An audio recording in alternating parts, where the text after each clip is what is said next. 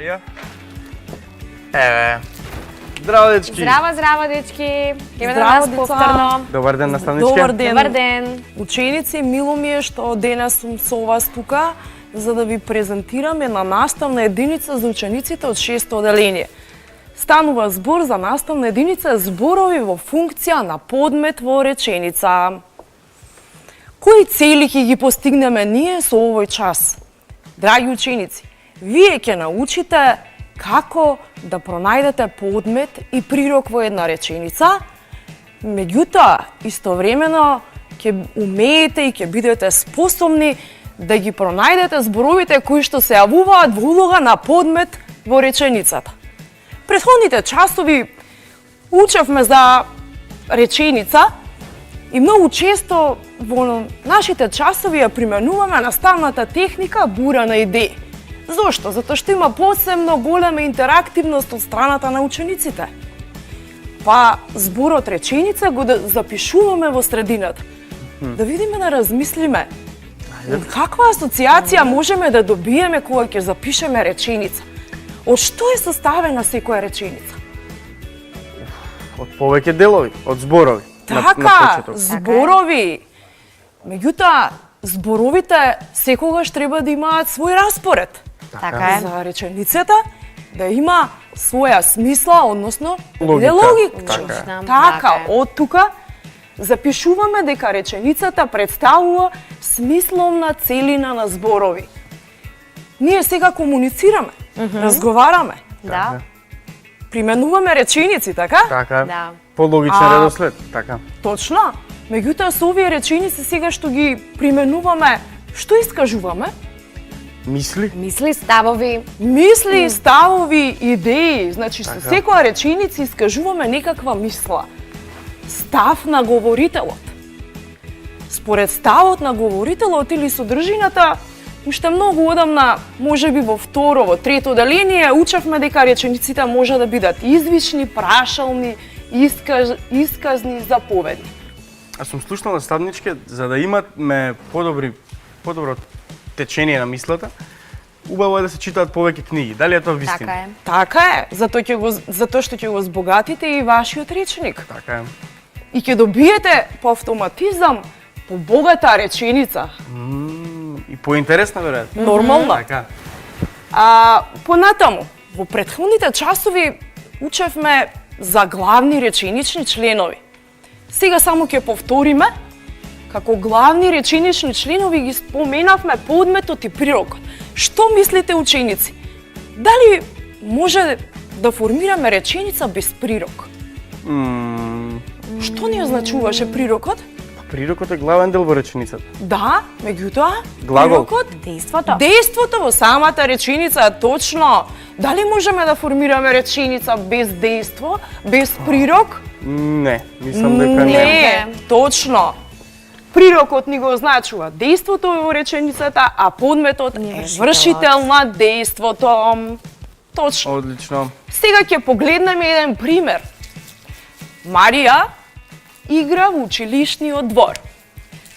За полесно, Марија, Марија, да. може, така? Може. За полесно да го пронајдеме подметот и прирокот во реченицата, ќе ги примениме добро познатите прашања, за да го откриеме подметот, односно вршителот на дејството. Така е. За да го откриеме подметот, што мислиш, кое прашање ќе го примениме? Кој игра во училишниот двор? Кој игра во училишниот Училишниот двор? Марија. Марија. Гледаме дека Марија ни е подмет во реченицата. За да го добиеме прирокот, игра.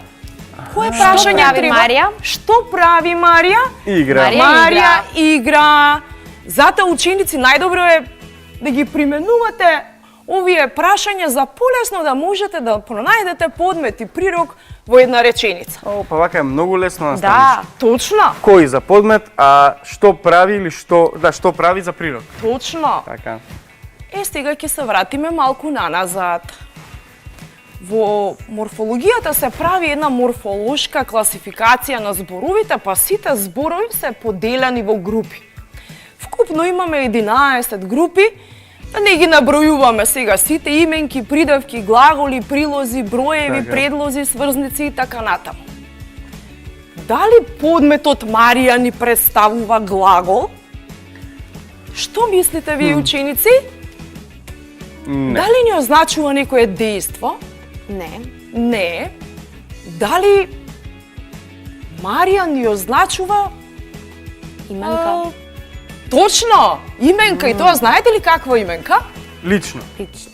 Не. Како не е лично? Собствена О, именка.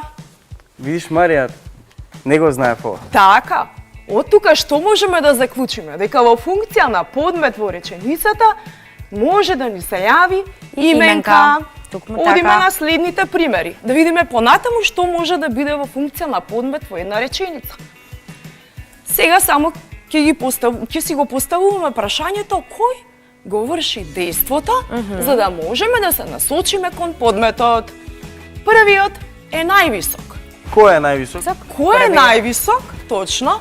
Првиот. Веднаш го најдовме подметот во реченицата.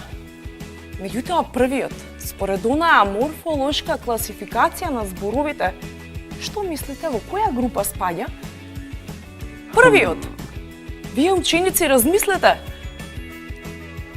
Па со броеви? Броеви. Поврзано е со број, точно. Број на Тоа е именка. реден број. Прв, втор, трет, четврти, петти и така натаму. Така е. Така е. Од тука добиваме заклучок дека во функција на подмет во една реченица може да се јави и број. Се согласувам. Следниот пример. Тие пишуваат. Кој пишува? Тие. Тие. Тие ни е подмет во реченицата. Тие во која група ни спаѓа ученици? Како Во- помош, јас, ти, Заменка. тој, ние, вие, тие, лична заменка. Токму Така е. така.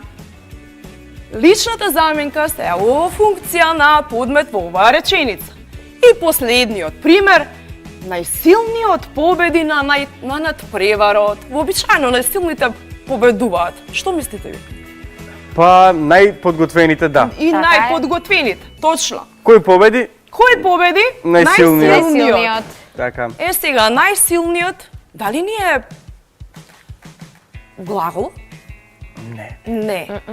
Дали ни опишува каков е некој или нешто? Да. Да. Така, Ни опишува. силен, оние зборови кои што ни ги опишуваат именките, ги нарекувавме како? Придавки. Така. Во случајот добиваме степенувана придавка. Па тука лесно може да стои и пример моето име како собствена именка. Најсилниот Лука победи на надпреварот. Точно. Така. Од тука добиваме еден шематски приказ како еден заклучок. Заклучуваме. Што може да се јави во функција на подмет во реченицата?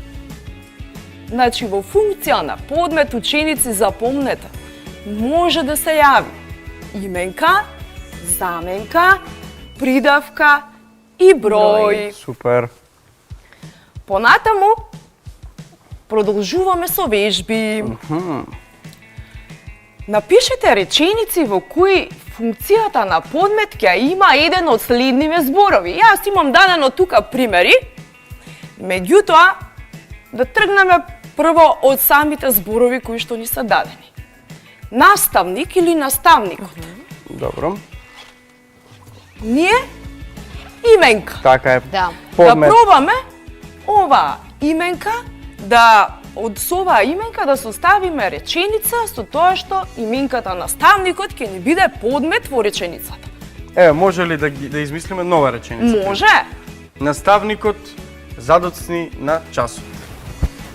Дали на вистина наставниците задоцнуваат на Априли, часот? априли, така. Заборавивме дека е ден на шегата. Точно, Така е. точно.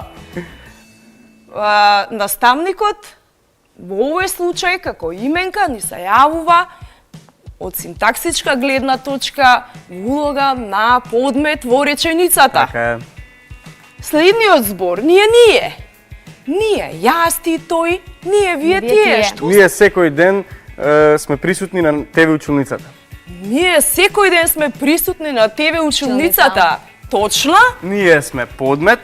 Ние сме подмет, а кој збор е во функција тука на подмет. Заменката. Заменката, точно О, Лука. 5 бум. плюс имаш од мене. Благодарам. И последниот. И последниот, тоа е исто подмет. Последниот, ајде Марија. Последниот, Тоа не е... добро. Кој ја предаде домашната задача? Последниот ја предаде домашната Домашната задача. задача. Така е. Точно. Браво Марија. Се збуни. Бум.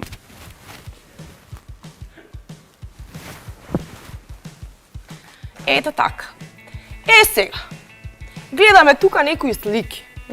Прво, драги ученици, ќе ве прашам и сакам да размислите. Дали сте слушнале за зборот екологија? Се разбирам. Да, екологија. Кои бои од овие слики ве асоцираат на екологијата?